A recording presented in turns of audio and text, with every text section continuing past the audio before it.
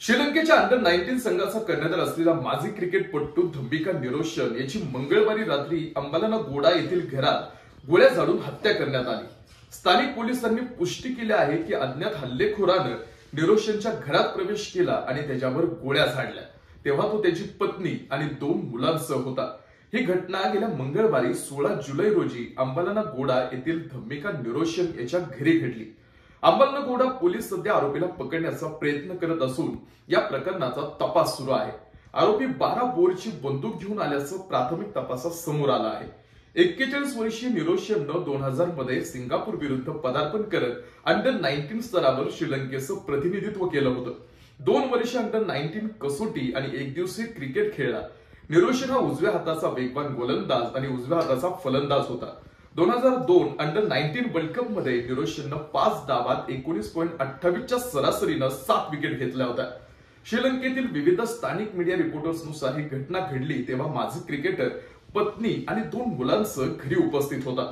श्रीलंकेच्या माजी कर्णधाराची हत्या करणाऱ्या व्यक्तीनं 12 बोरची बंदूक वापरली होती। या प्रकरणाची माहिती मिळताच पोलिसांनी मृतदेह शवविच्छेदनासाठी पाठवला। मात्र धम्मिका निरोशन यांच्यावर गोळी का झाडली हे अद्याप स्पष्ट झालेलं नाही।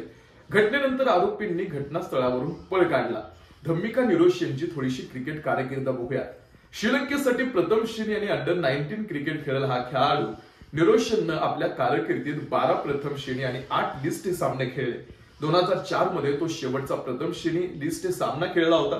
प्रथम श्रेणीमध्ये धम्मिकानं 26.89 च्या सरासरीनं 19 विकेट घेतल्या, ज्यामध्ये त्याची सर्वोत्तम खेळी 4.33 होती। याशिवाय निरोशननं 19 प्रथम श्रेणी डावांमध्ये 269 धावा केल्या होत्या, ज्यामध्ये त्याचा उच्च स्कोर होता 47 वरती नाबाद। त्यानं 2000 मध्ये सिंगापूर विरुद्ध पदार्पण सामना खेळला होता। धम्मिका निरोशन अनेक वेळा संघाची कमान सांभाळली। निरोशन हा वेगवान गोलंदाज होता आणि 2002 च्या अंडर 19 विश्वचषकाच्या 5 डावात त्यानं 19.28 च्या सरासरीनं 7 बळी सुद्धा घेतले होते। तर ही होती या खेळाडू संदर्भातली थोडक्यात माहिती। आपण मात्र अशाच माहितीपूर्ण व्हिडिओ पाहण्यासाठी फॉलो करा, सबस्क्राईब करा आरजे ऋषी YouTube या चॅनेलला।